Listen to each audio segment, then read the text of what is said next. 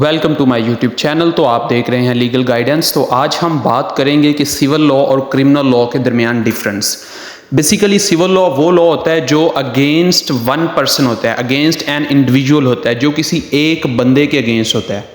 For example हमारे पास दो लोग हैं, एक ग्रुप ए है और एक ग्रुप बी है। दोनों के दरमियान एक कॉन्ट्रैक्ट हुआ है, जबकि ग्रुप ए कॉन्ट्रैक्ट को पूरा कर रहा है और ग्रुप बी कॉन्ट्रैक्ट को पूरा नहीं कर रहा।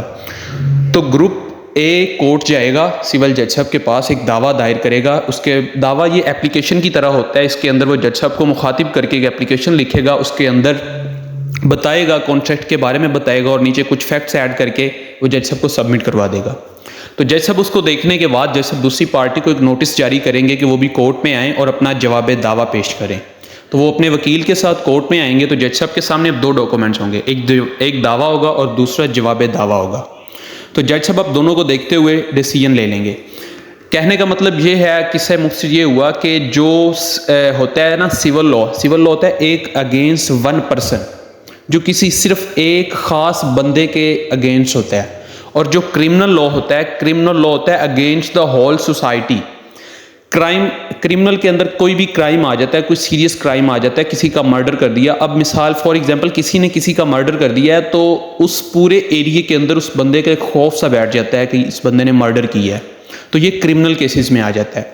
क्रिमिनल केसेस के अंदर क्या होता है, क्रिमिनल केसेस के अंदर कोर्ट डायरेक्टली इन्वॉल्व नहीं होती स्टार्ट से।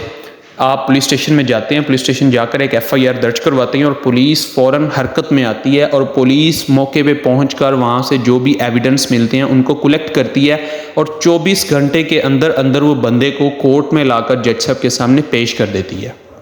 अगर तो ज़्यादा सीरियस क्राइम हो तो उसको सेशन कोर्ट के अंदर पेश किया जाता है, ये एक अलग बहस है।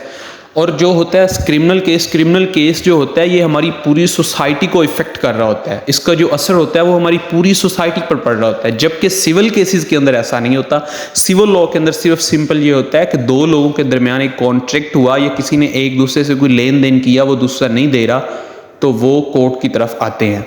जबकि सिविल लॉ के अंदर रेमेडीज होती हैं कि आप उनको किसी तरह से उनको पैसे देकर मतलब उसके अंदर सज़ा नहीं होती। सिविल केसेस के अंदर सज़ा नहीं होती, जबकि क्रिमिनल केसेस के अंदर सज़ा भी होती है, साथ में फ़ाइन भी होता है।